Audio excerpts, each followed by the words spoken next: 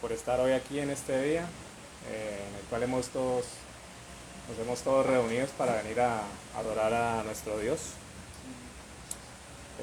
Bueno, hoy 23 de julio, ¿sí? Siendo las 9:35, pues también le damos la bienvenida a todos los hermanos en la virtualidad, en las redes, que nos escuchan o que nos ven. Gracias por también estar allí, dispuestos a escuchar el mensaje que va a traer hoy nuestro pastor. Hermanos, por favor, ubiquémonos en el Salmo 96, en el versículo del 7 al 13. ¿Sí?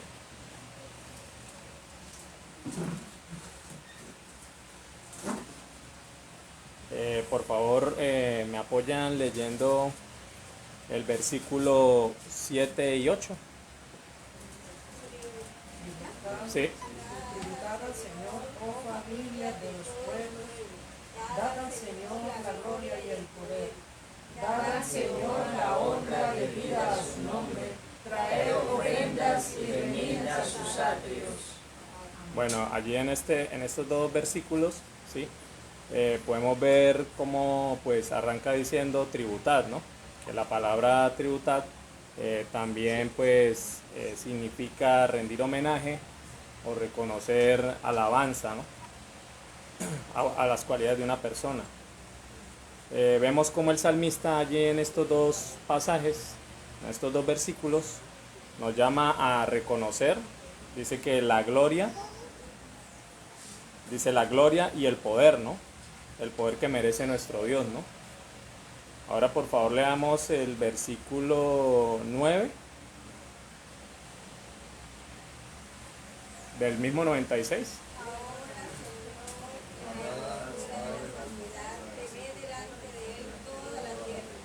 Bueno, también nos insta el salmista no solo a reconocer el poder y la gloria de Dios, sino también estamos llamados, ¿cierto?, a adorar, ¿no?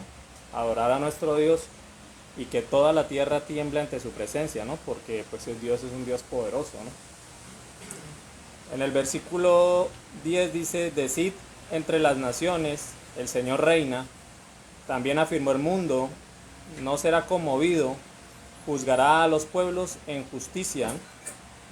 Aquí podemos ver también cómo este pasaje nos muestra que Dios es el soberano, ¿no?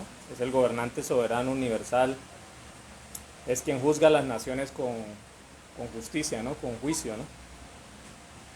El 11, el 12 y el 13 lo leemos todos, por favor. Dice, alégrense los cielos y gócese la tierra, brame el mar y su plenitud, regocíjese el campo y todo lo que en él está. Entonces todos los árboles del bosque rebosarán de contento delante del Señor que vino, porque vino a juzgar la tierra, juzgará al mundo con justicia Y a los pueblos con su verdad. Amén. Bueno, entonces aquí en estos tres versículos vemos cómo no solo los creyentes, ¿no? Son los que se alegran o se regocijan por la justicia de Dios, sino que habla de toda su creación, ¿no? Incluso toda la creación, los animales, los árboles, todo, absolutamente todo se regocija en la justicia, en el juicio de Dios, ¿no? Entonces, hermanos, con estos pasajes, pues hemos concluido que Dios es soberano, que juzga con justicia y que el Señor merece toda nuestra adoración, nuestra alabanza en este día y en todos los días. Amén. Vamos a orar, por favor.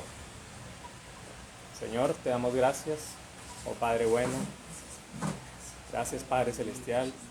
Gracias, oh eterno, soberano Señor, por este día, oh Dios, el cual tú nos has permitido a todos estar aquí, Señor, en este lugar, dispuestos a adorar tu nombre, a alabarte, a reconocerte, oh Dios, como un soberano, como un Dios de justicia, un Dios que gobierna, un Dios que merece toda la alabanza, la gloria, la honra, el honor. Gracias, oh Dios, por permitirnos ser parte de tu familia, oh Dios, permitirnos, oh Señor, estar acá con la disposición, oh Dios, y con el anhelo de recibir tu palabra, de recibir tu mensaje, Señor, de nutrir nuestras almas, oh Dios. Gracias, oh Padre, necesitamos cada día de ti, oh Dios, de tu presencia, siempre en nuestras vidas, Señor. Muchas gracias. Amén. Bueno, hermano, pues a continuación pues vamos a leer el pasaje de Nehemías 9, capítulo 9 de Nehemías, versículo del 9 al 17, ¿no?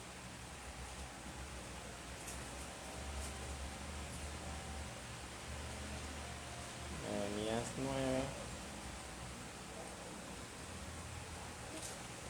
Nehemías 9, del 9 al 17, ¿no? Si quiere lo leemos alternado. Entonces yo leo uno, ustedes leen otro y así hasta llegar al 17. Arranca con el 9 diciendo: y miraste la aflicción de nuestros padres en Egipto y oíste el clamor de ellos en el mar Rojo. Hiciste señales y maravillas contra Faraón, contra todos sus siervos y contra todo el pueblo de su tierra, porque sabías que habían procedido con soberbia contra ellos, y le hiciste nombre grande como en este día. Dividiste el mar delante de ellos y pasaron por medio de él en seco, y a sus perseguidores echaste en las profundidades, como una piedra en profundas aguas. Con columna de nube los guiaste de día y con columna de fuego de noche para alumbrarles el camino por donde habían de ir. Y sobre el monte del Sinaí descendiste y hablaste con ellos desde el cielo, y les diste juicios rectos, leyes verdaderas y estatutos y mandamientos buenos. Y les ordenaste el día de reposo santo para ti, y por mano de Moisés tu siervo prescribiste mandamientos, estatutos y la ley. Les diste pan del cielo en su hambre, y en su sed les sacaste aguas de la peña, y les dijiste que entrasen a poseer la tierra, por la cual alzaste tu mano y juraste que se las darías. Mas ellos y nuestros padres fueron soberbios y endurecieron su cerviz y no escucharon tus mandamientos. No quisieron oír ni se acordaron de tus maravillas que habías hecho con ellos. Antes endurecieron su cerviz, y en su rebelión pensaron poner caudillo para volverse a su servidumbre. Pero tú eres Dios que perdona, clemente y piadoso, tardo para la ira y grande en misericordia, porque no los abandonaste. Amén. Bueno, en este corto pasaje pues vemos como Israel, y como hoy en día todavía nosotros, incluso siendo como cristianos, Dios hace muchas cosas por nosotros que incluso a veces ni las percibimos, y a veces olvidamos tan fácil esto, a veces sucumbimos ante el pecado, y por eso pues es necesario en esta mañana confesar nuestros pecados ante el Señor, arrepentirnos, porque Él es un Dios de misericordia, un Dios que dice la Biblia que es lento para la ira, ¿no? Grande en misericordia. Entonces oremos, hermanos. Señor, te damos gracias, oh Padre bueno, una vez más. Gracias, oh Dios, porque eres misericordioso, Señor, porque eres fiel, oh Padre, porque eres bueno en amor, oh Dios, porque eres grande, Señor. Gracias, oh Dios. Gracias, Señor, porque hoy estamos acá, Padre, recordando, reconociendo que pecamos ante tu presencia, oh Dios, que hemos hecho cada uno lo malo, oh Dios, ante tu presencia. Hemos actuado, Señor, en ocasiones mal, con soberbia, con ira, Señor. Hemos ofendido a otras personas. Hemos hecho lo que a ti no te agrada, Señor. Tú conoces nuestros corazones, tú puedes ver nuestras vidas día a día, oh Dios. No hay nada oculto ante tus ojos, oh Señor. Y estamos acá en esta mañana, Dios, reconociendo, Señor, lo malo que hemos hecho, oh Dios. Clamamos para que tú nos extiendas tu perdón, oh Dios. Clamamos por tu misericordia, Señor, para que tú nos ayudes, Señor, siempre a caminar rectamente, oh Dios, para que tú nos guíes, Señor, para que tú nos ayudes en todo momento, Padre, a tomar buenas decisiones, a no sucumbir ante el pecado, Dios, ante la tentación, para que tú nos libres, Señor, de los malos deseos, de los malos actos, oh Dios, Señor, que tú sabes y conoces, oh Dios, en cada corazón las inclinaciones que tienen hacia el mal, Señor.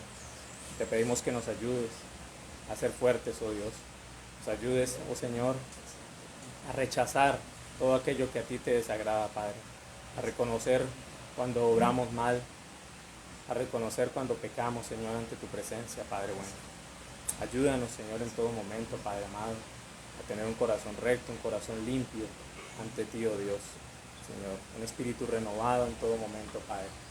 Muchas gracias te damos, oh Dios, confiamos plenamente en tu bondad, en tu misericordia y en tu amor, Señor. En el nombre de Cristo Jesús oramos, amén y amén. Amén. Hermanos, pues vamos a orar a nuestro Dios, a entonar unos himnos, el himno 551.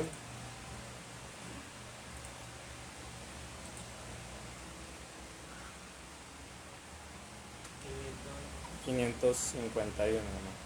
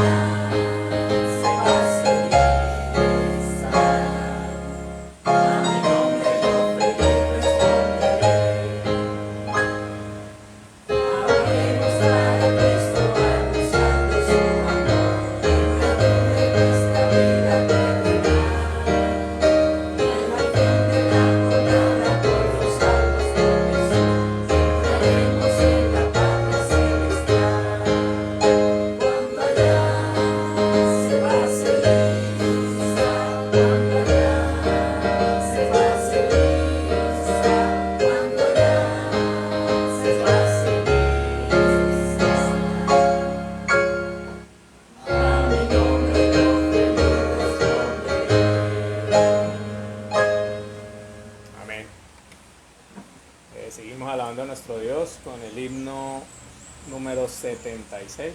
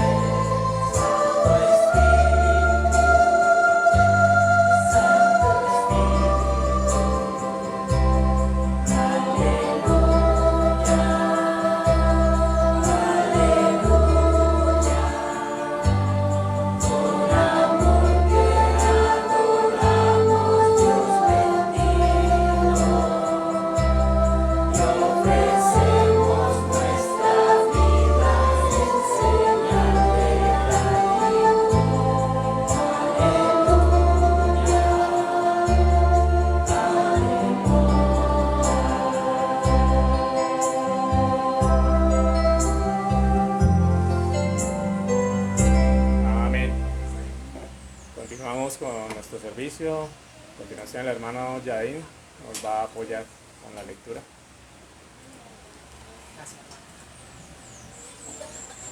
Buenos días, hermanos.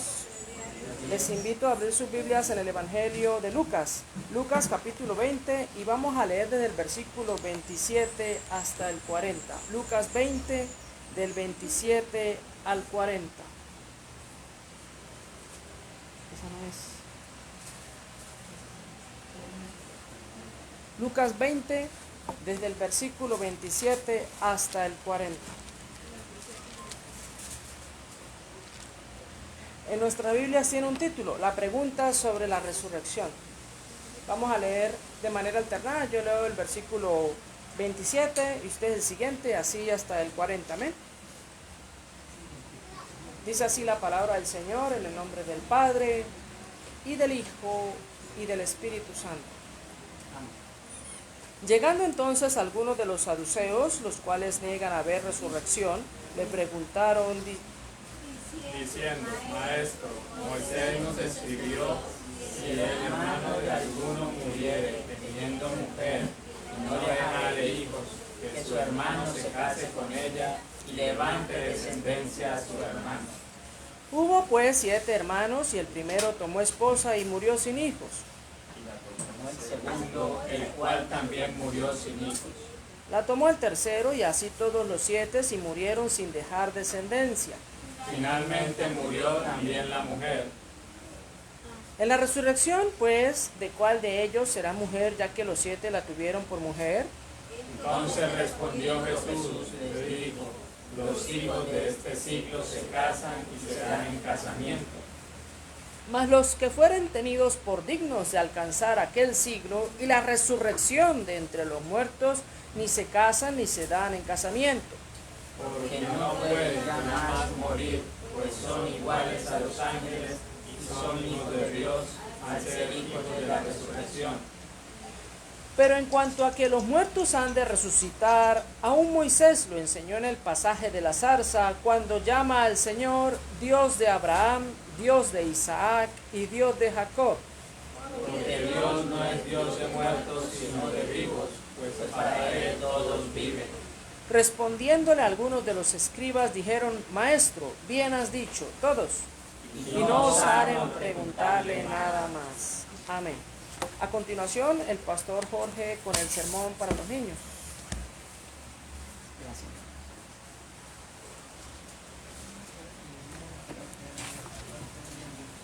Amados hermanos, muy buenos días.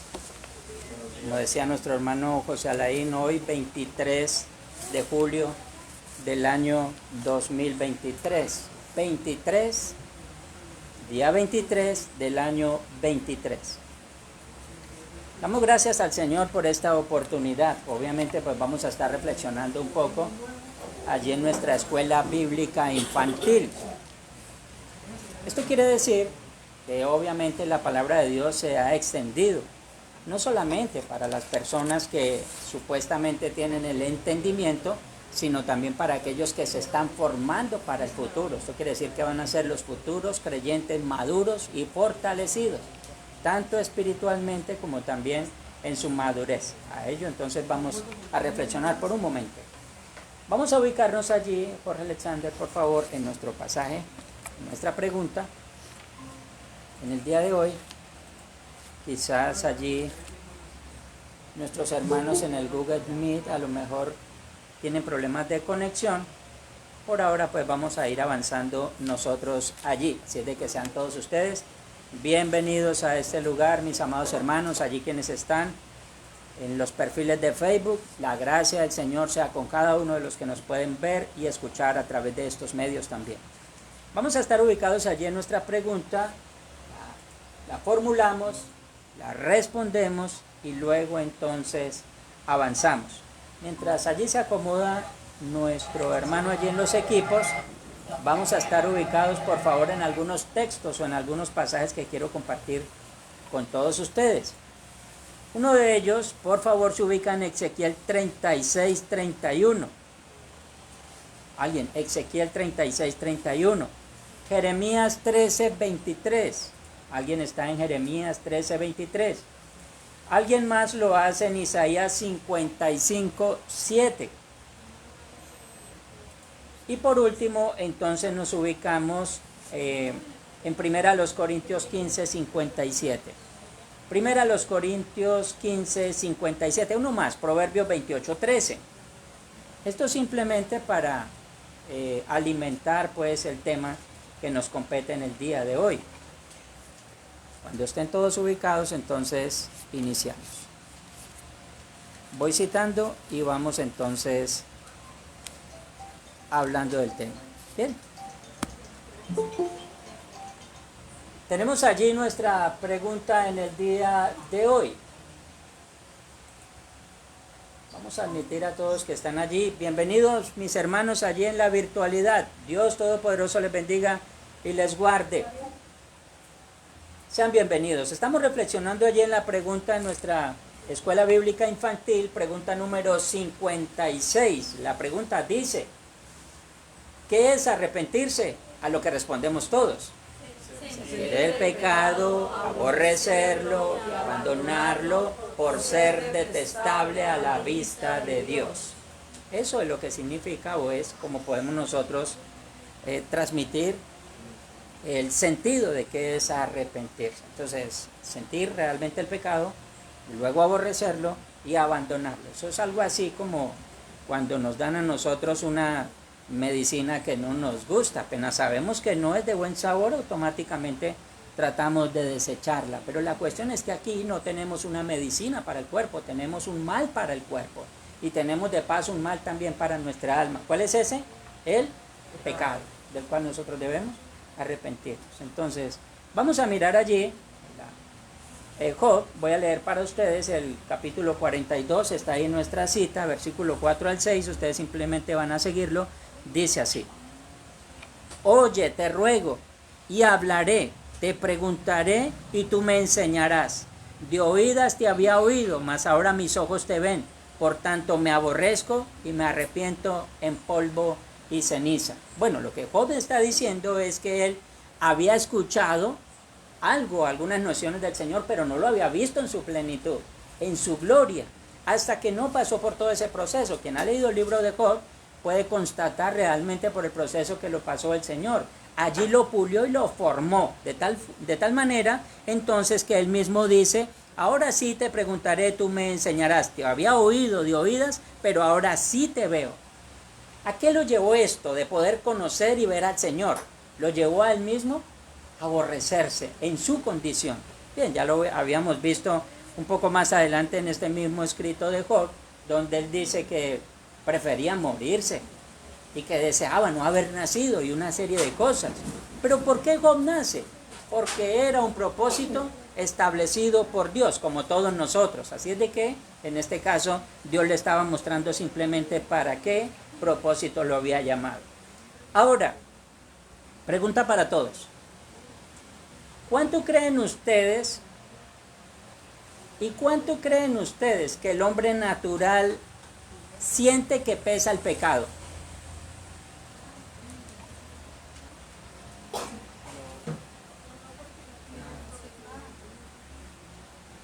Ahora, podemos nosotros decir, el hombre natural no siente el pecado.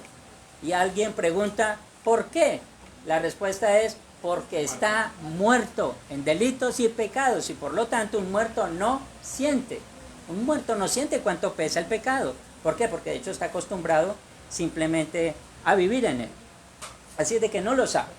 Ya que el hombre en sus delitos y pecados estando muerto, pues obviamente no puede absolutamente sentir. Para poder sentir algo es necesario ¿estar qué? Vivo.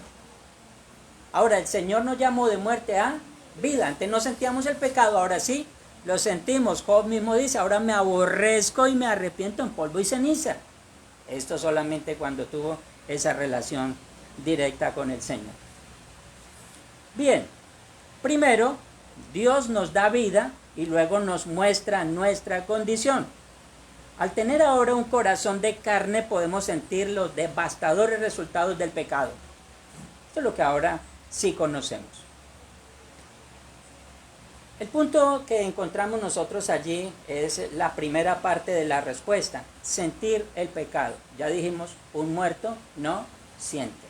Por lo tanto, es imposible. Para ello entonces necesitamos pensar en un verdadero arrepentimiento, pero no se puede sentir un verdadero arrepentimiento si primero no se está vivo. ¿De acuerdo? Eso es lo primero que hace el Señor con nosotros. El segundo punto es, dice, aborrecerlo. ¿Cómo aborrecer algo si no se deja ver lo dañino que es para nosotros? ¿Cómo sabe el hombre que el exceso de tabaco es nocivo para la salud? Cuando le toman una radiografía y se da cuenta que ya no tiene pulmones sino ganchos. Los ganchitos nomás. Allí es donde el hombre siente los devastadores efectos del tabaco. Solamente hasta ahí, ¿cierto? Porque si una persona está sana y lo hace asiduamente y alguien le va a decir eso es dañino, esa persona va a decir tengo 20 años fumando y no me ha pasado nada. Hasta el momento en que sucede algo, él dice, oh, ahora sí entiendo. Lo mismo con el alcohol, cuando se excede en consumo. ¿Cómo sabe el hombre realmente que es dañino? Ahora, tanto en las cajetillas de cigarrillos como cuando se vende el aguardiente, allí aparece un letrero con letra chiquita. ¿Cómo dice? El exceso de alcohol es perjudicial. O sea, cuando una persona enferma de cirrosis en el hígado por consumo de alcohol constante, va a decir allá a la empresa, pero ustedes me han matado. Entonces allá le van a decir, ¿usted no leyó la letra chiquita? Entonces usted lo hizo bajo su propia responsabilidad. Bien, eso es lo que nosotros debemos entender allí. ¿Cómo sabe el hombre que el desenfreno en la sexualidad es contraproducente? ¿Cómo lo sabe? Hasta cuando va al médico y le dice, tiene una enfermedad venérea. Ahí hay un problema.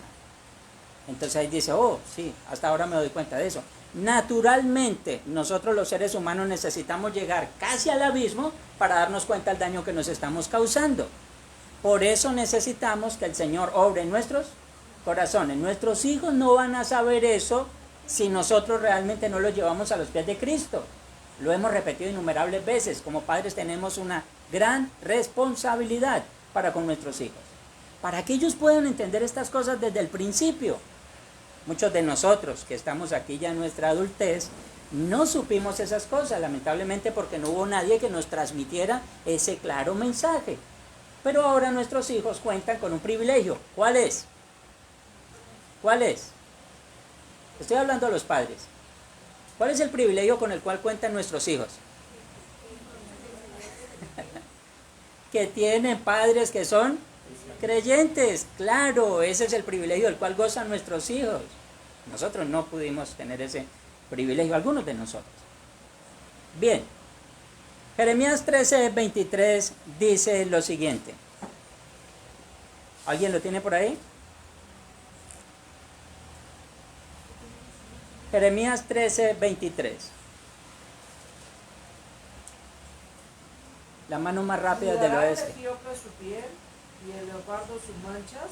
Sí. Así también podréis vosotros hacer el bien pero estando habituados a hacer mal.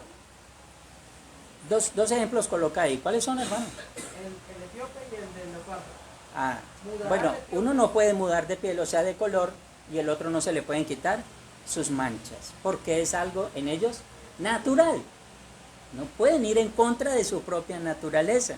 Como nosotros estamos caídos en el pecado original, nosotros, en la medida que vamos creciendo, se va manifestando en nosotros algo que es natural. Estoy diciendo, y no es que nosotros debamos simplemente aceptar eso como algo que debe estar dentro de nosotros, porque para eso vino Cristo.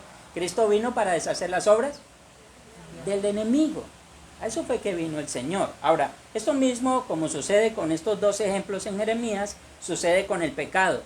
No lo podemos aborrecer si no somos conscientes que nos lleva al abismo de la condenación eterna. La misma Escritura dice que hay caminos que al hombre le parecen derechos, pero su fin es un camino de muerte. La labor nuestra es mostrarles el camino a nuestros hijos. ¿Cuál es? ¿Cuál es el camino? Cristo dijo, yo soy el camino y la vida. No hay otra cosa que podamos enseñarles a ellos realmente. Necesitan saberlo. Así que solo podemos pensar en Cristo, quien al redimirnos nos capacita para aborrecer lo que Dios aborrece y que nosotros aprendamos a amar lo que Dios nos dice que debemos amar. En este caso, obviamente debemos comprender estas dos cosas. Ezequiel 36:31 es el siguiente versículo que tenemos por allí. Ezequiel 36:31 dice: Y os acordaréis de vuestros malos caminos y de vuestras obras que no fueron buenas, y os avergonzaréis de vuestros mismos por vuestras iniquidades y por vuestras abominaciones. Bien, esto está hablando precisamente a los creyentes, el profeta, a un pueblo que se había desviado, se había tomado el camino chueco, el camino torcido. Entonces el profeta está diciendo, ahora sí se acordarán de las cosas, obviamente, que debían tener en cuenta en este caso. Eso es lo que nosotros hacemos cuando constantemente estamos dándole lata a nuestros hijos. La semana pasada simplemente decíamos estas palabras. Llegamos al punto de ser tomados como muy tóxicos. Nuestros hijos ya utilizan esos términos para con nosotros. Y entonces en ocasiones nos dicen que nos volvimos demasiado canzones, perseguidores y tantos otros títulos que nos colocan ellos. Pero realmente es para su bien. Ustedes se dan cuenta que la palabra de Dios es una repetición. O sea, Dios está constantemente moliendo nuestra conciencia para que no se nos olvide lo que está haciendo allí Ezequiel el profeta en el capítulo 36. ¿Cómo podremos esconder de Dios algo que Él ve y sabe, en lo cual nosotros hemos incurrido? Nada está oculto a los ojos del Señor. Por eso David dice, contra ti, solo he pecado y he hecho lo malo delante de tus ojos. Allí entonces entendemos por qué David, luego de haber recibido la visita del profeta Natán, simplemente comienza a sentir el pecado y comienza al mismo tiempo a aborrecerlo. Fíjense que si nosotros llevamos una comparación entre lo que dice Job y lo que dice David, pues obviamente David aborrece su condición. Job se aborrece a sí mismo en su condición. Y es un sentir que nosotros debemos temer. Yo no sé si de pronto alguien ha pecado y después se ha felicitado a sí mismo. ¿A quién condecoran por pecar? Y uno dice, bueno, alguien puede ser condecorado por pecar bastante, pero de seguro que quien lo va a condecorar es otro pecador peor. Pero el Señor jamás. Siempre busca en nosotros el cambio en nuestro corazón, en nuestra conciencia.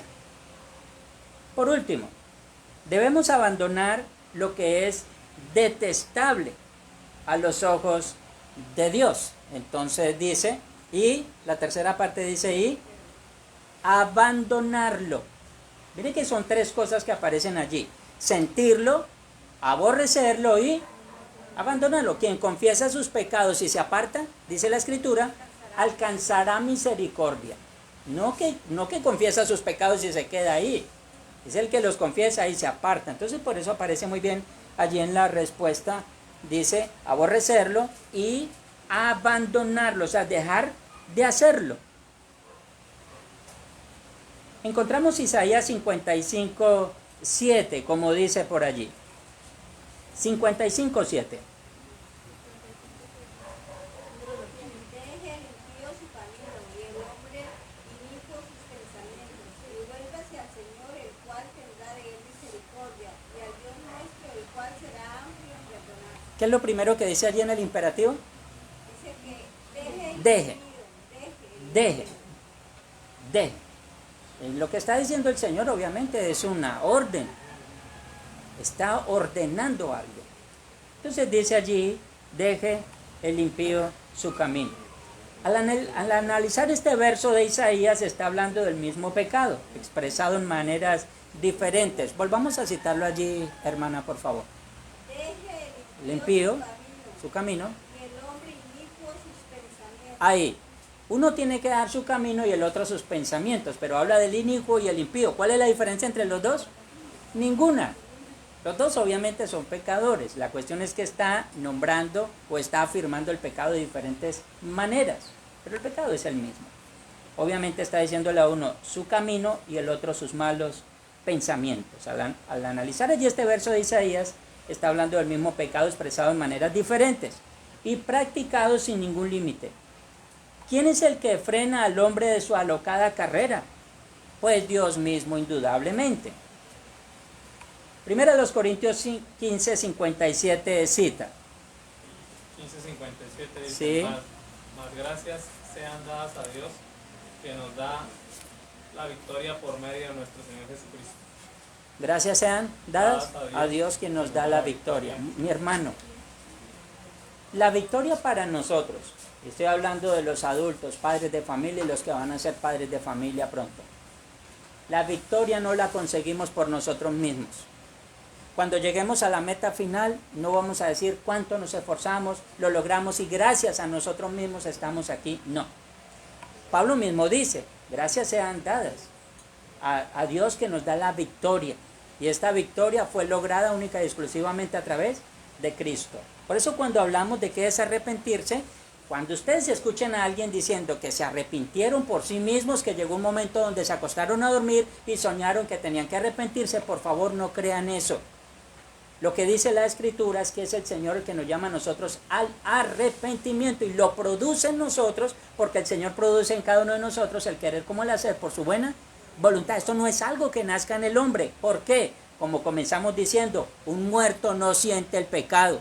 Para sentir el pecado necesita el hombre estar vivo y esto lo produce el Señor. Por lo tanto, el Señor produce una cosa y produce también la otra al mismo tiempo. Pidamos perdón con un genuino arrepentimiento. Finalizamos allí con Proverbios 28:13. Si alguien lo tiene. El que cubre sus pecados no prospera, mas el que los confiesa y se aparta alcanza misericordia. Amén. Eso era lo que estábamos diciendo al principio. Confesar y apartarse. Automáticamente las dos cosas. Mis hermanos, no digamos a nuestros hijos nunca que ellos son unos héroes o que son superhéroes. No digamos a nuestros hijos nunca que van a llegar al reino de los cielos por sus propios esfuerzos o por sus propios medios. Tenemos que decirles la verdad. Si ellos no buscan de Cristo y si Cristo no los capacita y los convence por su Espíritu Santo en lo que está escrito, va a ser imposible. La labor nuestra es guiarlos a los pies del Señor y que el Señor obre de manera especial en el corazón de nuestros hijos. Pero si nosotros les decimos a ellos que lo que hacen, aunque esté mal, está bien, estamos mintiéndoles a ellos, los estamos guiando por el camino que no es. Hay que mostrarles la verdad como es. El mundo, mientras de puertas para adentro nosotros estamos tratando de transmitir un mensaje correcto y bueno para la vida de ellos, el mundo los está esperando para destrozarlos. ¿Y saben qué es lo que hace el mundo? Recordando la película que nos mostraba nuestro hermano José Alain el domingo pasado. El enemigo primero hace que el hombre peque y luego cuando tiene que dar cuenta lo deja automáticamente solo. El hombre tiene que presentarse solo ante el juicio. Y allí no va a estar como en el huerto del Edén cuando Eva dijo, fue la serpiente, porque allá en el juicio no va a estar la serpiente, porque ella ya ha sido juzgada. La cuestión es que en este caso tenemos que enseñar a nuestros hijos que tienen que apartarse de aquello que es contraproducente. Y vuelvo y repito, el mundo está con los brazos abiertos, preparado para destrozar a nuestros muchachos. Después de que los destroza, viene y nos los devuelve para que nosotros tengamos que lidiar con ellos. Lo mejor es que hagamos el trabajo desde el principio. ¿De acuerdo?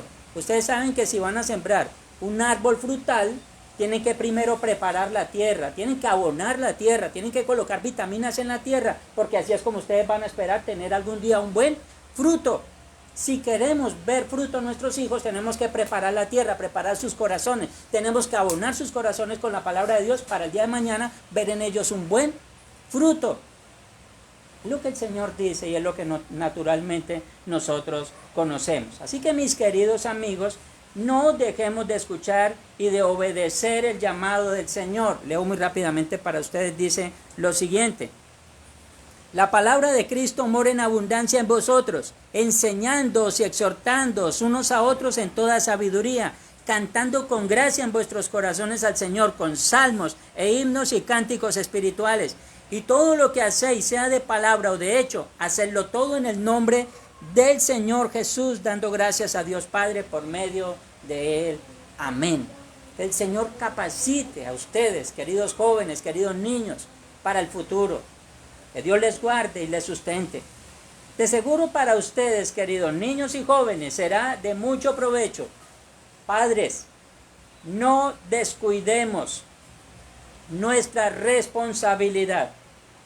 Si no los enseñamos nosotros, entonces ¿quién lo hará?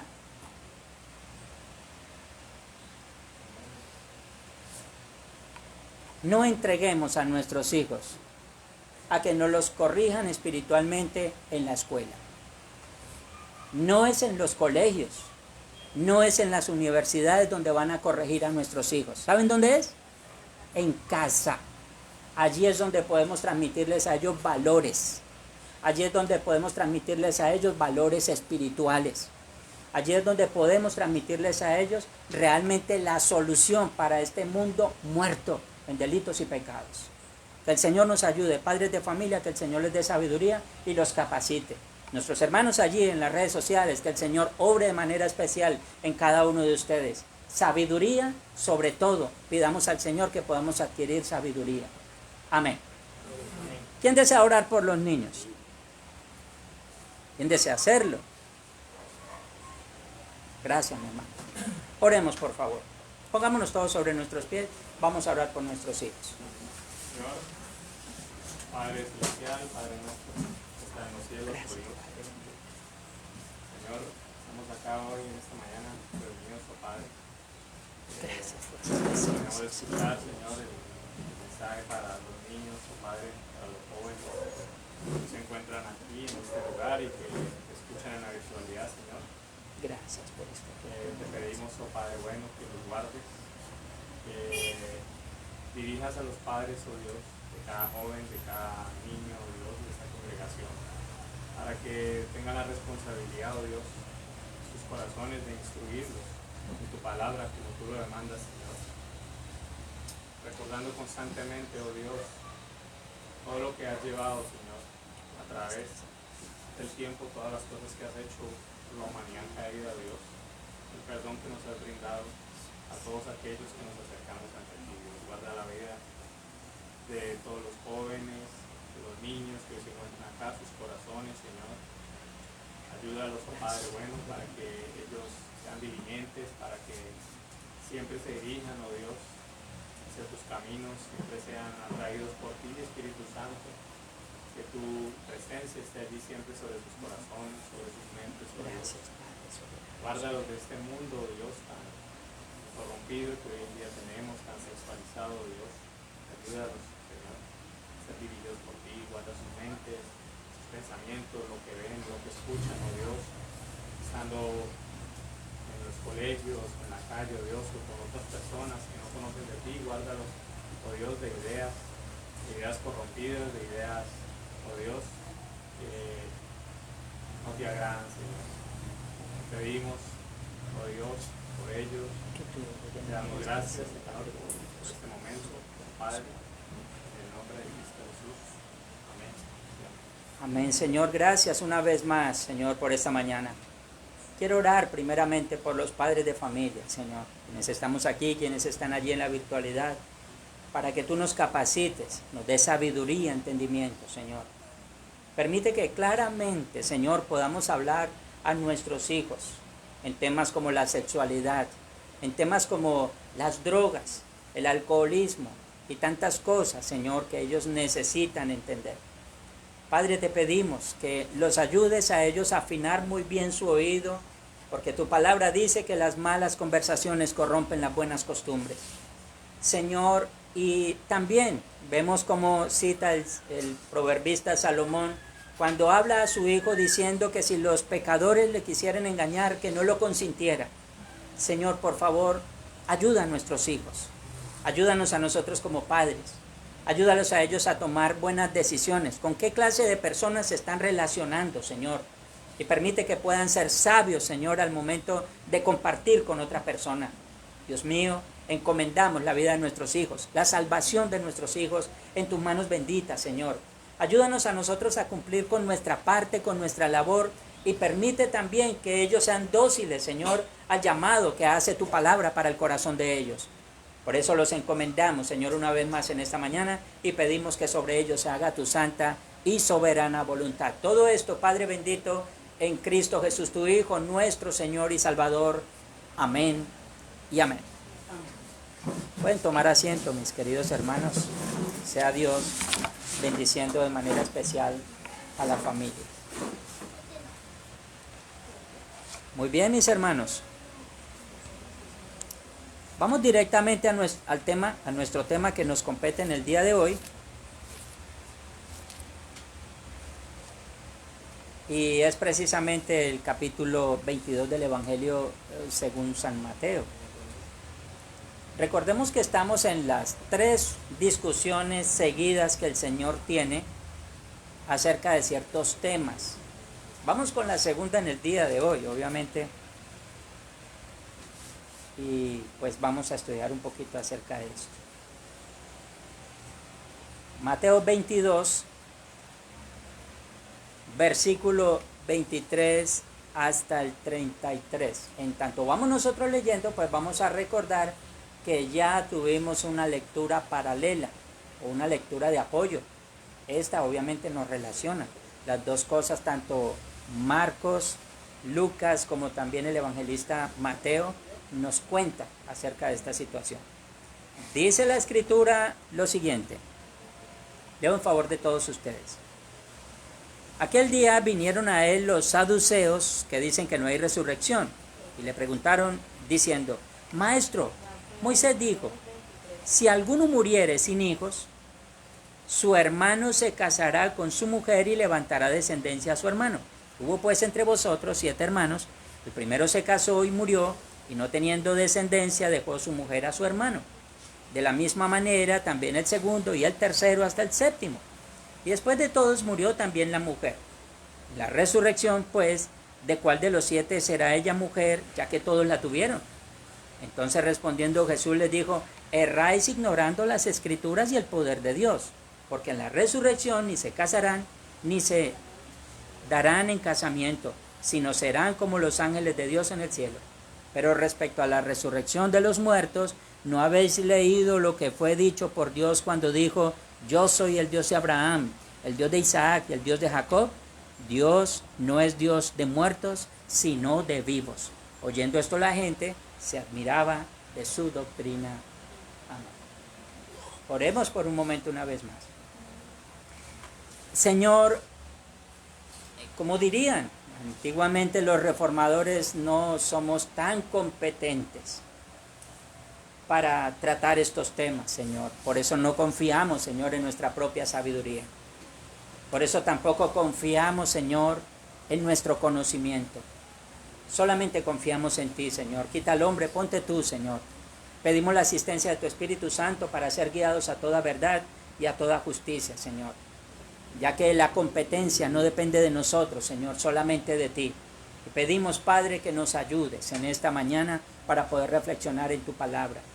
Prepara, Señor, especialmente mi corazón, Señor, y prepara el corazón de mis hermanos que van a estar escuchando la exposición de tu palabra en esta mañana, Señor, y guíanos a toda verdad conforme a tu voluntad. Gracias por asistirnos, por estar con nosotros conforme a tu promesa. Gracias por darnos a Cristo, nuestro perfecto regalo, y por darnos de tu Espíritu Santo, nuestro Consolador. Gracias por tu amor tan grande y por tu misericordia hacia todos nosotros, Señor. He aquí tu pueblo, he aquí tu palabra, Señor. Muchas gracias. En Cristo Jesús, tu Hijo, nuestro Salvador.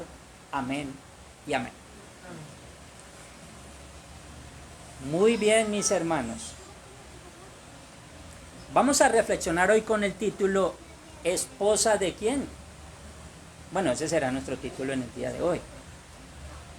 En cada generación y cultura, los puntos de vista acerca del cielo o la vida eterna tienden a basarse simplemente en imágenes y experiencias de la vida presente o en comparaciones simplemente con lo terrenal. Cuando estábamos hablando en nuestro estudio de la Confesión de Fe de Westminster, hablábamos acerca de la Santísima Trinidad. ¿Y con qué quieren comparar la Santísima Trinidad? Con cosas meramente naturales. Y eso es totalmente imposible. A Dios no podemos compararlo absolutamente con nada. Nos lo recalca Isaías, el profeta. Pero todavía se tiene tendencia a esto. Jesús manifestó que estos puntos de vista errados tienen como origen el desconocimiento de la palabra de Dios.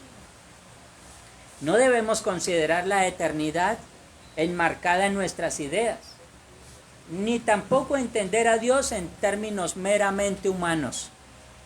Debiéramos entonces concentrarnos en nuestra relación con Dios, más que en saber cómo son las cosas espirituales, cómo es el cielo, en este caso como lo están haciendo estos hombres que se acercan al Señor Jesús. Con el tiempo lo sabremos y veremos que infinitamente superará todas nuestras expectativas. O sea, cuando lleguemos allí, de seguro, al igual que el apóstol Pablo diríamos, vimos cosas allí que no les dado al hombre expresar, o sea, no tienen comparación alguna.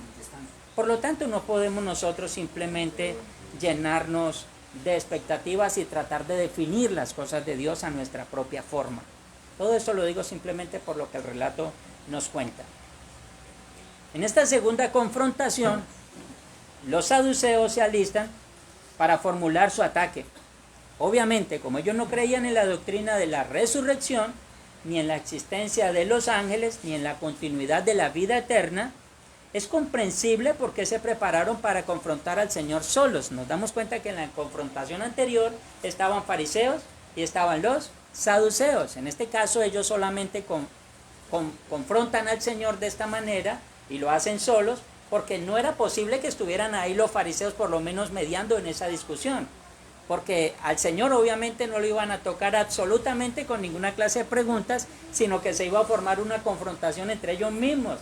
Esto es lo que vemos en el libro de Hechos de los Apóstoles, cuando al apóstol Pablo llegan los ancianos a acusarlo, y entonces él se levanta, todos hacen silencio, y entonces Pablo dice, bueno, me tienen aquí por asuntos de la resurrección. Y tan pronto él dice así, obviamente saduceos y fariseos entran en una confrontación grandísima. El apóstol Pablo, obviamente guiado por el Señor, fue muy sabio para deshacerse de ese problema. Y ellos fueron los que terminaron con su pelea allí.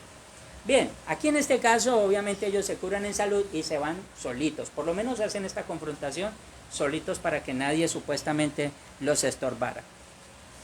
Aquel día, dice el verso 23, vinieron a él los saduceos, que dicen que no hay resurrección. Y le preguntaron. Así, obviamente es muy claro el evangelista Mateo. Estos hombres, llamados saduceos, que obviamente era una corriente religiosa en la época de nuestro Señor, eran aristócratas, o sea, eran las personas que ostentaban un concepto religioso, pero también gozaban de una muy buena posición económica. Ya les voy a decir por qué. Eran una clase sacerdotal que tenía gran influencia en el pueblo, a pesar de que eran pocos en número en comparación con los fariseos. Fueron influenciados por el helenismo y se adaptaron a la demanda romana de nombrar y controlar a los sumos sacerdotes. Obviamente debemos nosotros saber hoy que los sumos sacerdotes todos eran saduceos. Por eso nos damos cuenta por qué los saduceos tenían una muy buena posición económica. ¿Recuerdan lo de los cambistas? ¿Qué era lo que decíamos de los cambistas? Eran colocados allí por los sacerdotes porque esto generaba muy buenas ganancias. Obviamente el sumo sacerdote era saduceo y hacía que entre ellos hubiese una muy buena repartición. Por eso eran los que tenían mucho dinero allí. Eran materialistas absolutos, pues sostenían que la única realidad era lo material. Por lo tanto, negaban la realidad del cielo e infierno, ángeles, espíritus. Esto es lo que aparece por allí en el capítulo 23, versículo 8 del libro de Hechos de los Apóstoles. Simplemente voy a leérselo para ustedes. Dice, porque los saduceos dicen que no hay resurrección, ni ángel, ni espíritu, pero los fariseos afirman estas cosas. Entonces, tanto fariseos como saduceos conformaban el Sanedrín, pero entre ellos mismos habían grandes rupturas teológicas. Era grave lo que pasaba allí dentro y por eso nos admiramos tanto como es que ellos terminan colocándose de acuerdo para asesinar al Señor.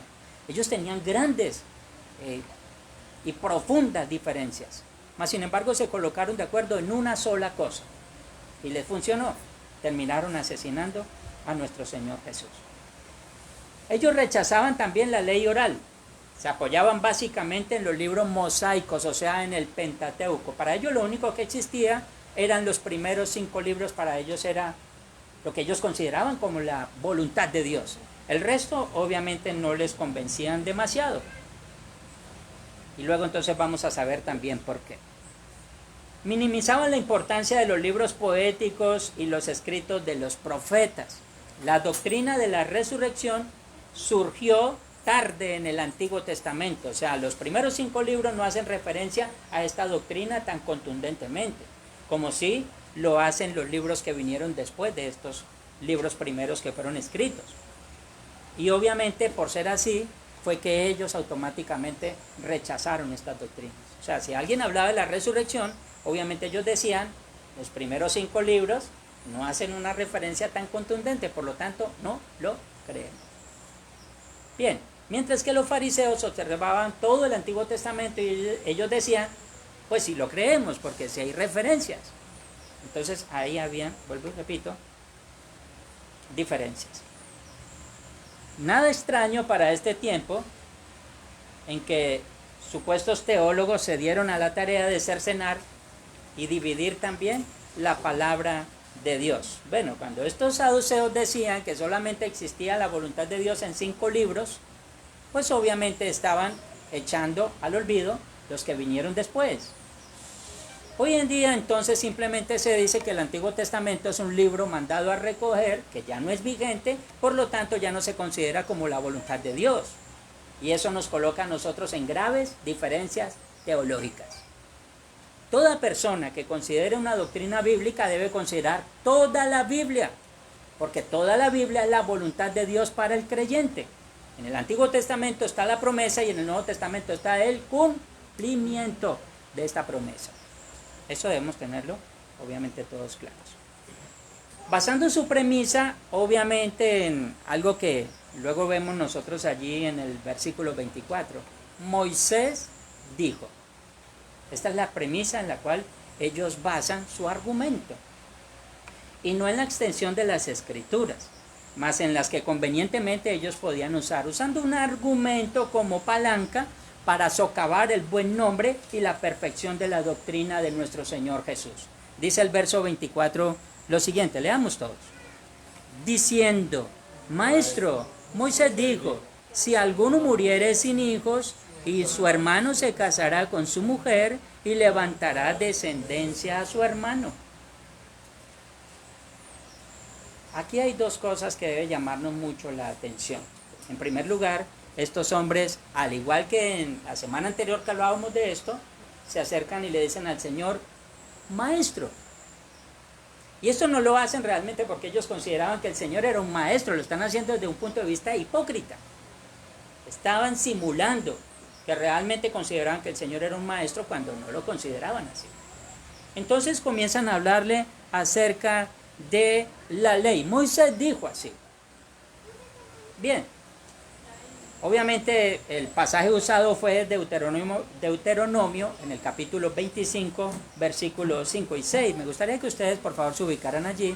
Deuteronomio, capítulo 25, versículos 5 y 6. Cuando lo tengamos, entonces vamos a dar lectura, porque cuando ellos dicen, Maestro, Moisés dijo, están citando precisamente este pasaje, otro pasaje por allí en Levítico, pero solamente vamos a leer esta parte del pasaje. Deuteronomio 25, versos 5 y 6. Dice así, cuando hermanos habitaren juntos y muriere alguno de ellos y no tuviere hijo, la mujer del muerto no se casará fuera con hombre extraño. Su cuñado se llegará a ella y la tomará por su mujer y hará con ella parentesco. Y el primogénito que aquella diere a luz sucederá en el nombre de su hermano muerto, para que el nombre de este no sea borrado de Israel. Bien, es simple esto, ¿no? Como moría el primero, el segundo tenía que dejarle descendencia, por lo menos heredero a su hermano que había fallecido. Esto quiere decir que el primogénito o el primer hijo que esta mujer tuviera no iba a llevar el apellido, no lo iban a considerar como hijo del que lo había engendrado, sino que en este caso obviamente iba a llevar el apellido de su padre que había muerto. Así era como lo hacían, porque lo que quería el Señor era dejar memoria de aquel que había muerto sin descendencia. Bien, luego vamos a seguir explicando. A ellos se le conocía como la ley del levirato. Esto, en la nación israelita, tenía como ley el fiel cumplimiento por parte del pueblo, so pena de ser denunciado ante los ancianos del pueblo al evadir este precepto. Si ustedes miran un poquito más luego del verso que leyó nuestro hermano 5 y 6, más adelante se van a dar cuenta la gravedad de esto. Lo denunciaban y públicamente lo escarnecían por no hacer la voluntad de Dios. Bueno, eso ya queda para que ustedes lo estudien allí en casa. Deuteronomio 25. Si esta ley se aplicaba aún en los tiempos del Señor, es algo que desconocemos. Lo que sí podemos afirmar es que se usó un argumento para colocar en entredicho y de paso mostrar lo absurda que era la doctrina de la resurrección. Dicho de otra manera, querían confrontar al Señor con este argumento para dos cosas. En primer lugar, decir que el Señor no sabía realmente nada. Y en segundo lugar, decir, esa doctrina que ustedes enseñan tampoco sirve, no es bíblica. De una u otra manera querían burlar al Señor así. Continúan con su demagogia ilustrativa. Con esto buscaban un verdadero entrampamiento. Esto sí es un verdadero entrampamiento, no como el que utilizan hoy, ¿no? El verdadero entrampamiento se utiliza cuando se quiere culpar a alguien de algo que ha dicho o ha hecho siendo falso. No es entrampamiento cuando se acusa a alguien por algo que sí hizo. Son dos cosas distintas. Al Señor querían buscarle un entrampamiento precisamente porque el Señor estaba enseñando lo que era correcto. Solamente querían colocarlo, obviamente, en tela de juicio. Así de que continúan así. Miren lo que cita allí el versículo 25 al 28 de nuestro pasaje. Vamos a estar todos ahí para mirarlo bien. 25 al 28. Hubo pues entre nosotros 7 hermanos. El primero se casó y murió, y no teniendo descendencia, dejó su mujer a su hermano. De la misma manera también el segundo y el tercero hasta el séptimo. Y después de todos murió también la mujer. Es lo que cita allí. En la resurrección dice el 28, pues, ¿de cuál de los 7 será ella mujer, ya que todos la tuvieron? Parece que la pregunta es como muy coherente, pero no tiene ni pies ni cabeza. Ya lo dijimos desde el principio en nuestra ilustración primera. No podemos comparar el reino de los cielos con nada que sea visible. ¿Qué era lo que estaban haciendo ellos? Comparando el reino de los cielos con algo meramente visible. Entonces dirían ellos, pues una mujer tuvo 7 maridos y se fue, y allí entonces va a encontrarse con sus 7 maridos. Ustedes se imaginan nosotros, y hay muchos creyentes que piensan eso, pues nos morimos nosotros acá y allá nos vamos a encontrar con nuestro enemigo a quien odiamos, y va a estar allí salvo porque se arrepintió antes de morir, pero ya lo vamos a encontrar y allí nos vamos a volver a odiar. Eso no tiene sentido. O de que se encuentran con los familiares. O con el familiar, hola, ¿cuánto hace que está aquí? Bueno, no es así las cosas, que era como ellos lo querían ver allí. Con solo haber utilizado el argumento con 2 o a lo mucho con 3 esposos hubiese sido suficiente. Pero al subir el número supuestamente le daban un sentido interesante de mayor dificultad para la respuesta, haciendo que sus oyentes se interesaran más por la respuesta que por la misma palabra. Ellos simplemente era como cuando 2 personas se agarran a discutir y los demás están escuchando a ver quién es el que más insulta o quién gana la pelea. Entonces, muchos estaban en este mismo sentido. Ahora, vamos a razonar nosotros un poquito. Una mujer se casa con un hombre. Digamos que esta mujer tiene 20 años y se casa con el hombre y tienen 10 años de matrimonio. Eso quiere decir que la mujer, cuando muere su primer esposo, tiene 30. Y vive con el otro otros 10 años. Cuando muere el segundo, tiene 40. Y luego entonces fallece el tercero, ya tiene 50. Y así sucesivamente. O sea que al séptimo hermano le va a tocar ya una señora que no puede tener hijos. O sea, naturalmente, ellos están diciendo algo que no tiene sentido. Ahora, dice la tomó el primero, el segundo, el tercero. Con que hubieran dicho 2 está bien. La pregunta se hubiese podido formular de esa manera y el Señor hubiese tenido la misma respuesta. Pero al decir 7, uy, o sea, se subió el número y esto va a ser más complicado. Vamos a ver qué va a responder. Y estos obviamente también estaban con la intención a ver con qué sale. A base de esta premisa, ellos concluyeron que la mujer tendría un tremendo problema en la resurrección, decidir cuál sería su esposo entre los 7 o a cuál había amado más. Ahí sí, entonces aplicamos que un amor viejo no se olvida. Entonces ya volvería ya a decir, no, el primero. El Señor argumenta señalando 2 fallas tremendas con estas suposiciones. El Señor no responde, obviamente hubiese podido responder, bueno, espere, es que así no es las cosas en el cielo, no. El Señor dice, espere, es que ustedes van por el camino que no es, están tomando el camino torcido también. Entonces argumenta de esta manera, obviamente señalando estas 2 fallas. Primero, le dice el Señor, versículo 29, entonces respondiendo Jesús les dijo, erráis ignorando las Escrituras. O sea, lo primero que el Señor les dice a ellos es, ustedes están errados. ¿Por qué? Porque están ignorando las Escrituras. Fíjense que por ahí empieza el Señor. Bueno, yo quisiera algún día haber podido escuchar al Señor en estos debates, ¿no? ¿Quieren hablar de la palabra? Bueno, estaban hablando con la misma palabra hecha carne. Y entonces, ustedes erran ignorando en primer lugar las Escrituras. Si realmente conocieran las Escrituras, ellos debían entender que en ninguna parte el pasaje que leímos allí en Deuteronomio 25 hablaba de la vida eterna. O sea, ellos lo que estaban haciendo era mezclando las cosas mal. Entonces, toman un pasaje del Antiguo Testamento y dicen, esto entonces le podemos añadir la resurrección. El Señor dice, no, ustedes están errando, ignorando las Escrituras. Solamente se hace referencia a un asunto marital y de preservación. También debían saber que en pasajes del Antiguo Testamento se hace referencia a la vida después de la muerte. O sea, por eso el Señor dice, ustedes erran negando las Escrituras. En primer lugar, mezclando un tema con otro que no era lo que el Señor estaba diciendo. No estaba diciendo, si un hombre muere, si un hermano muere, le deja a su esposa al otro, y entonces allí en la vida eterna, porque el Señor no estaba hablando en el Antiguo Testamento de esto, solamente de preservación. ¿Qué era lo que quería preservar el Señor en aquel que moría? Su apellido y su memoria, para que el hijo que naciera tuviese la descendencia de su padre. Eso era lo que el Señor quería, asegurar precisamente un tiempo de preservación en este caso. Ahora, ¿por qué estaban errando negando las Escrituras? Porque la palabra de Dios habla de la resurrección. Ahora vamos a utilizar las manos más rápidas del oeste de Villa del Rosario. Daniel 12:2, Isaías 26:19 y Job 14:12. Nuestros hermanos rápidos para disparar Biblia, por favor se ubican por allí.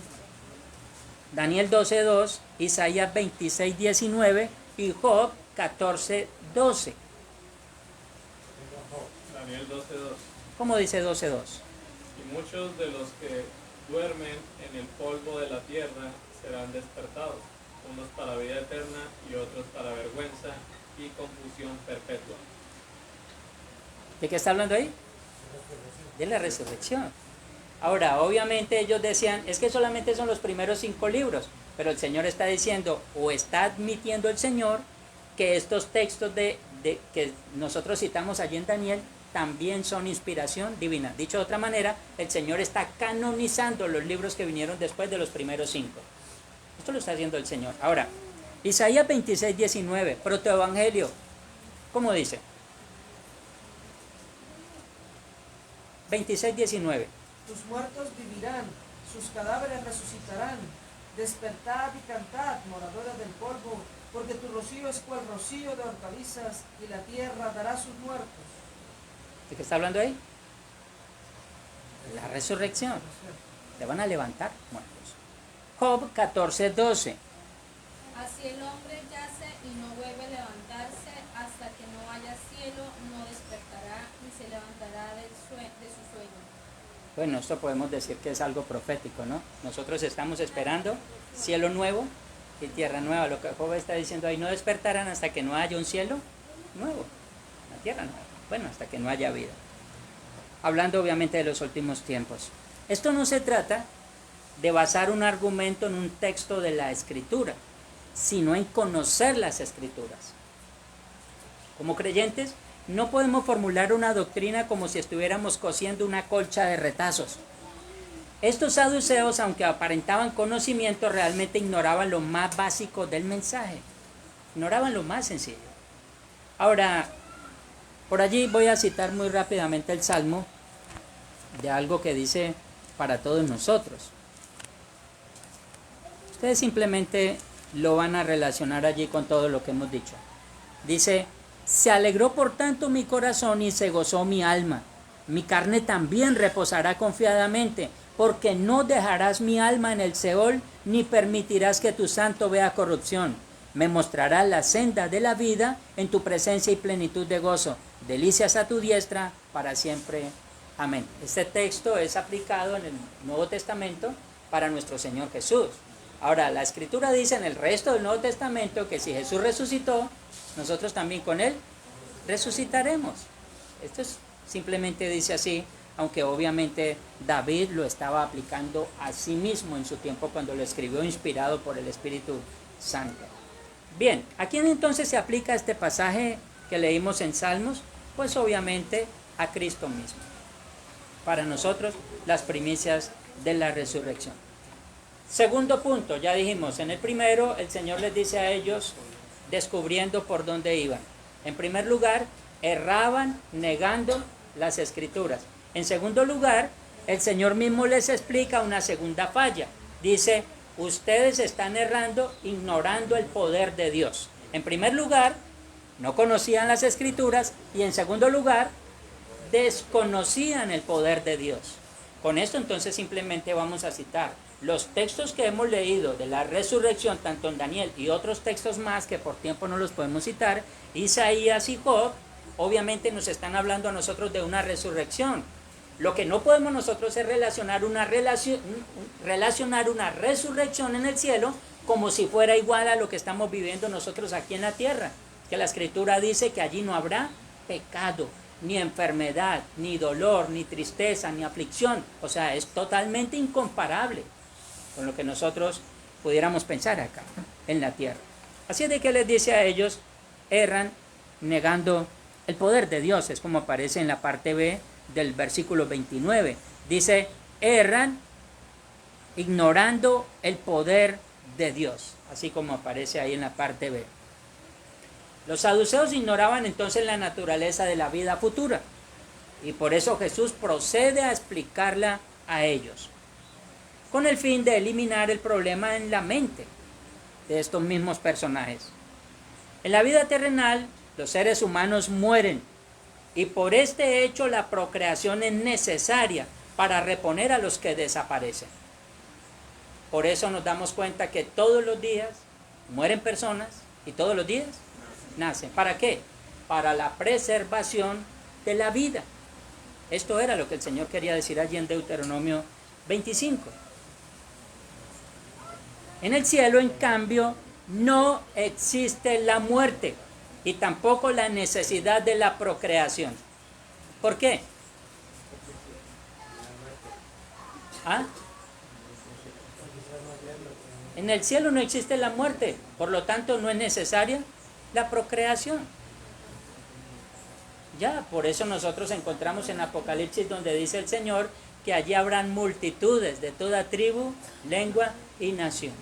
Todos estaremos adorando por toda la eternidad. En la vida más allá, los resucitados serán como ángeles. Esto aparece en el versículo 30, leemos todos. Porque en la resurrección ni se casarán ni se darán en casamiento, sino serán como los ángeles de Dios en el cielo. Dos cosas importantes. El Señor les dice, erran negando las Escrituras. O sea, ellos desconocían que la Escritura en su totalidad hablaba de este tema. Y en segundo lugar, ignoraban el poder de Dios. ¿Por qué? Porque el Señor allí iba a tener una creación eterna. No era necesario, y no es necesario que el Señor esté creando una vez más. El Señor creó una sola vez y su creación ha sido completada.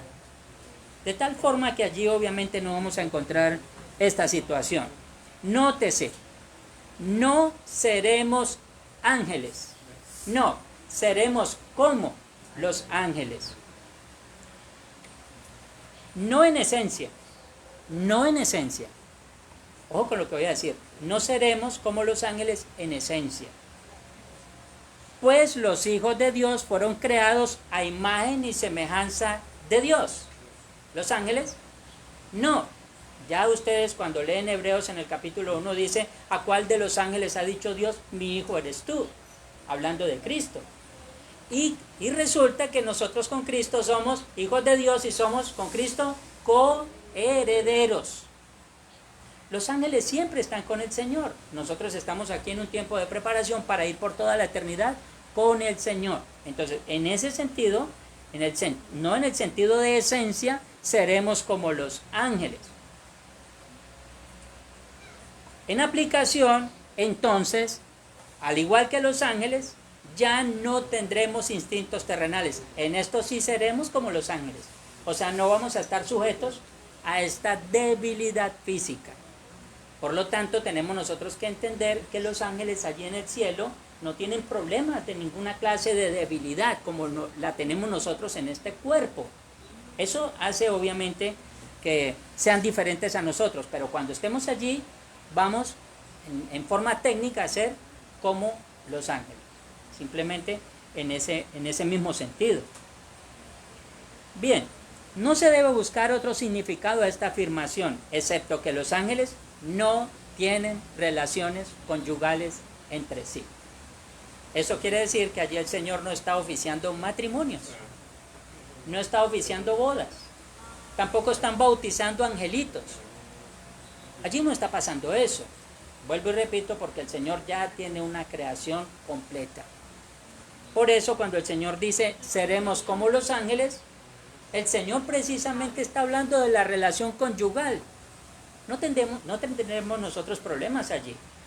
Tampoco tendremos problemas con celos, no tendremos problemas con cualquier otra situación que se nos presenta aquí en esta tierra. Allí no existirá eso. ¿Cómo? No, ya eso no. Bueno, no sabemos si habrá losa allí, pero si hay que colaborar, colaboramos. Bien, pero está la situación así. Sobre la cuestión más fundamental de la resurrección misma, Jesús halló una base para esta creencia en las Escrituras. De los mismos saduceos están citando allí los libros de Moisés. Ahora, dice el verso 31 y 32 como sigue. Pero respecto a la resurrección de los muertos, ¿no habéis leído lo que fue dicho por Dios cuando dijo, yo soy el Dios de Abraham, el Dios de Isaac y el Dios de Jacob? Dios no es Dios de muertos, sino de vivos. Bien, esto obviamente el Señor está utilizando las mismas escrituras. Y cuando dice que ellos erraban al ignorar el poder de Dios, pues obviamente ellos no estaban teniendo en cuenta que Dios es un Dios de vivos, porque Dios está vivo. Y es un Dios de vivos. Sería gravísimo cuando el ser humano, y de hecho es gravísimo, cuando el ser humano compara al Señor con un elemento muerto. No podemos hacer eso. El Dios de la Biblia está vivo. Y entonces el Señor dice, erran ustedes al ignorar el poder de Dios, porque Dios es un Dios de vivos y no de muertos. Lo aclara allí. Para que Dios se describa a sí mismo en relación con los patriarcas que habían muerto mucho antes, como cita allí en Éxodo 3:6, el Señor le dice a Moisés lo siguiente: yo soy el Dios de tu padre, Dios de Abraham, Dios de Isaac y Dios de Jacob. Moisés entonces cubrió su rostro porque tuvo miedo de mirar a Dios. Le dijo que es un Dios de vivos. Y este hombre obviamente entendió el poder de Dios. De seguro, Dios nunca hubiese dicho, yo soy el Dios de tus padres, si pensaba en estos patriarcas como personajes muertos. Desde la perspectiva de Dios, ellos aún vivían. Jesús usó el tiempo verbal presente para referirse a la resurrección y la vida eterna, que todos los creyentes disfrutaremos con Él. Ahora voy a hacer una pregunta para ustedes, mis hermanos. ¿Qué fue lo que Pedro, Jacobo y Juan vieron en aquel lugar en la transfiguración? ¿Ah? Exactamente a quién vieron ellos. A Moisés y a Elías. Bueno, ya entendemos nosotros que por lo menos 1500 años antes aproximadamente Moisés había muerto. Y 700 y pico de años antes, este hombre ya había muerto también, llamado Elías. ¿Cómo pudieron aparecer a hablar con el Señor? Y cuando esto lo vieron, dijeron, está allí Moisés y está Elías. Lo dice el mismo evangelista. Esto quiere decir que ellos lo reconocieron. Bueno, ¿y no que estaban muertos? Pues no estaban muertos. Estaban vivos, se relacionaron con el Señor. Eso es algo que vemos allí. Así es de que el Señor utiliza un tiempo verbal presente para referirse a la resurrección y la vida eterna que todos los creyentes estaremos disfrutando allí. Esto implica que existe la continuidad de relaciones. El pacto de Dios con su pueblo no se frustra con la muerte. Mi hermano, si usted, guiado por el Espíritu Santo, tiene una conciencia de que el Señor con usted tiene propósitos, hermano, visualícese en el futuro allí en la eternidad con el Señor. Eso se llama fe. Yo sé que mi Redentor vive, nos levantará del polvo, estaremos allí con Él para siempre. Y eso es lo que debe motivarnos y llenarnos de esperanza. A veces nosotros decimos, pero vamos a partir de este mundo y vamos a dejar mamá, papá, hijos, esposa, esposo. Y eso nos llena de congoja, nos llena de tristeza. Pero es que allí no vamos a tener ningún problema con ello. No vamos a estar sujetos a emociones. Esas son las que nos juegan contrario a lo que Dios dice que debemos nosotros sentir. A veces somos nosotros esclavos de nuestras emociones. Estos tipos obviamente se acercan al Señor a decirle, una mujer tuvo 7 esposos y mueren, y entonces allí, ¿cómo va a ser ella? ¿Cómo emocionalmente va a solucionar su problema? Ahora, los 7 obviamente se iban a pelear por ella. Se iba a formar un tremendo problema. Dicho de otra manera, ellos estaban haciendo una pantomima del reino de los cielos. ¿Qué se estaban imaginando? Cualquier cosa que tenía que ver menos con la verdad de las Escrituras.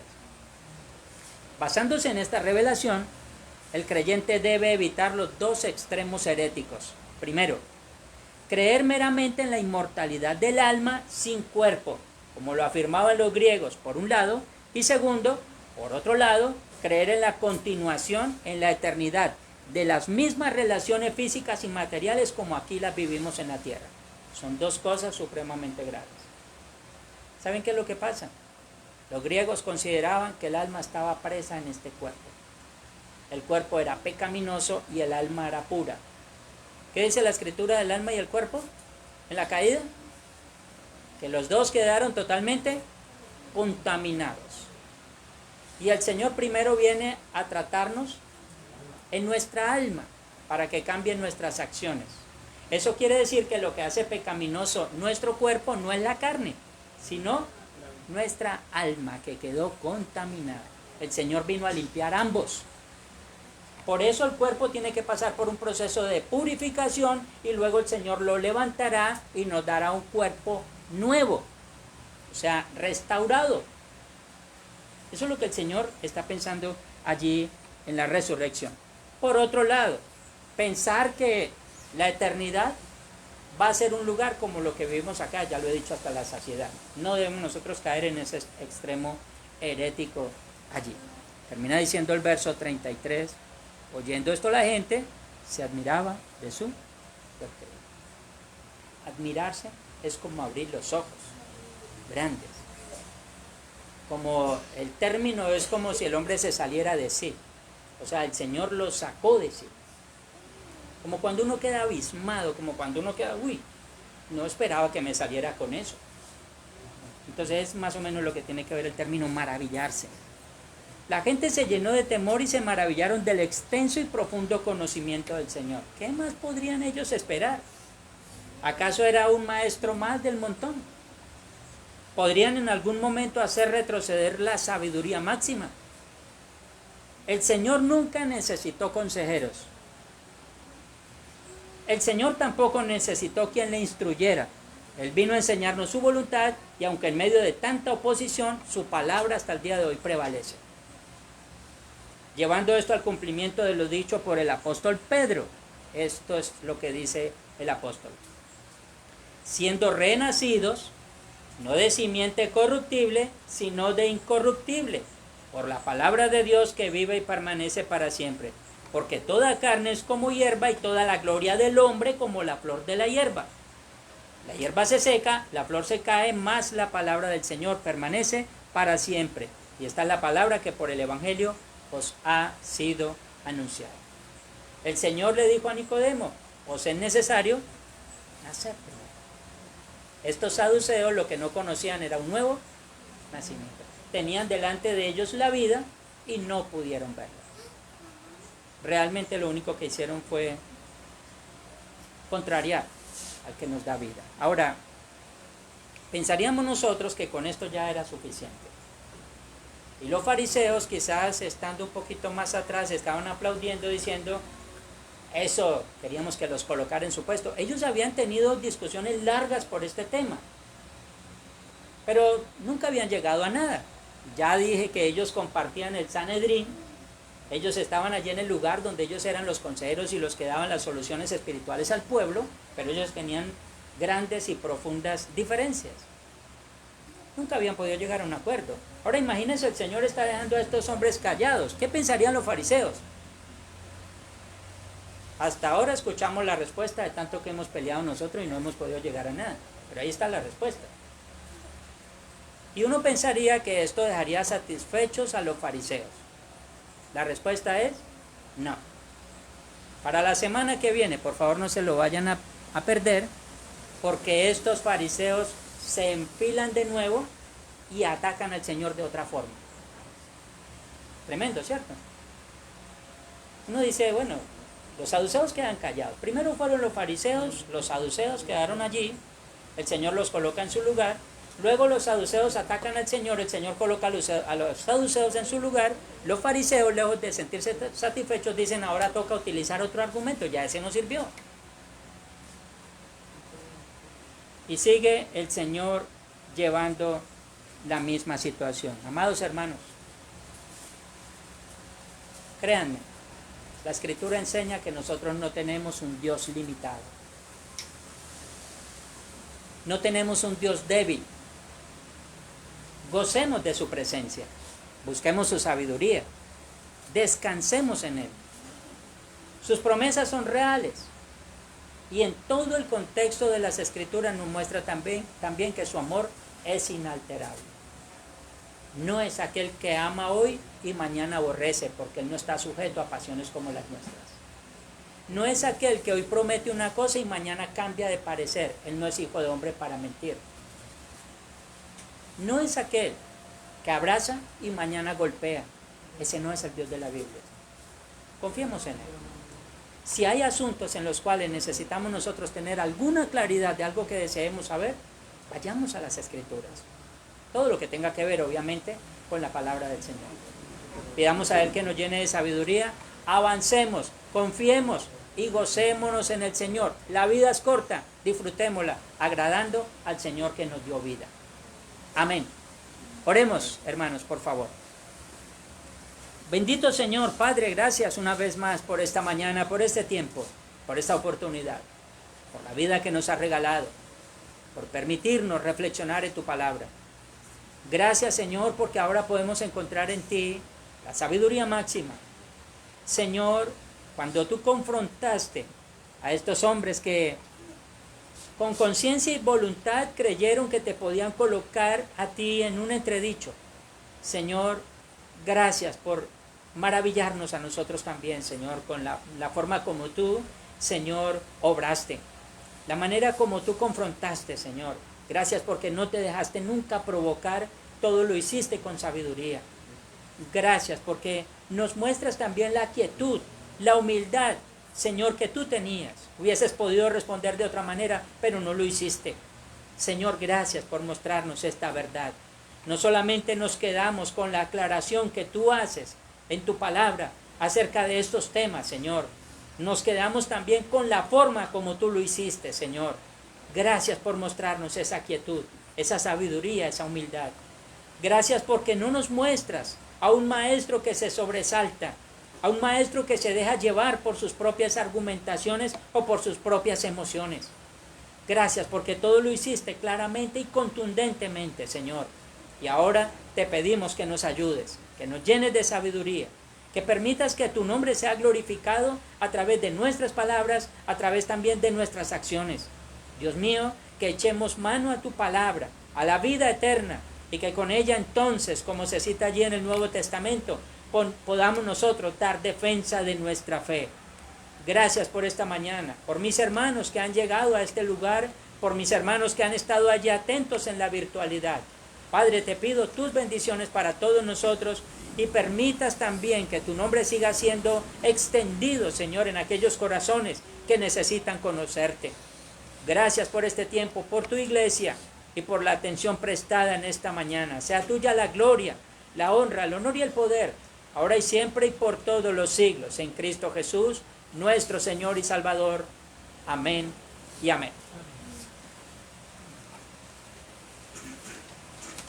Sea el Señor la gloria para siempre. Muy bien. Como proseguimos, voy a ubicarme por todos ustedes por allí en segundo de Crónicas, capítulo 35.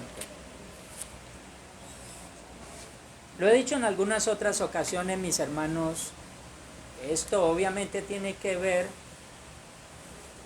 con el sellar, el colocar aquella parte importante que complementa la predicación del Evangelio. No solamente nosotros consideramos el Evangelio como algo espiritual, lo consideramos también como algo físico que nosotros podemos ver. Cristo Jesús tomó cuerpo. En la cruz no fue clavada una sombra, ni tampoco algo que parecía que fuera un ser humano. Fue clavado un ser humano que derramó sangre real, que su dolor fue real, que sufrió las aflicciones reales por nosotros, pero que al tercer día resucitó literalmente. No resucitó una sombra, tampoco resucitó un espíritu, resucitó un hombre. Los discípulos no pudieron identificarlo a primera vista. ¿Por qué? La impresión que ellos tenían era de un hombre clavado en la cruz totalmente destrozado. Si el Señor iba a resucitar, ¿qué imaginaban ellos? ¿Qué iban a ver? Claro, un hombre destrozado por completo. Oh, resucitó el Señor. Pero claro, ellos no pudieron identificarlo porque lo vieron totalmente restaurado, renovado. Cuando el Señor dice que con Él resucitaremos, es porque nos dará un cuerpo renovado. Lo único que el Señor dejó para que pudieran mirar fue sus heridas. Coloquen su dedo, le dice allí a Tomás, para que no seas incrédulo, sino creyente. Literal. Pero cuando Tomás vio y escuchó al Señor diciéndole, mete aquí tu dedo, ¿qué hizo él? ¿Ah? ¿Alguien por favor me lo explique? ¿Qué hizo? Expresó, Dios mío. Cayó de rodillas y expresó, Señor mío y Dios mío. Cuando nosotros vemos la cena del Señor, no podemos pensar de otra manera. Señor mío y Dios mío. No solamente el Señor se entregó por nosotros para librarnos de una condenación, es que al mismo tiempo el Señor nos alimenta a nosotros todos los días, de una forma espiritual.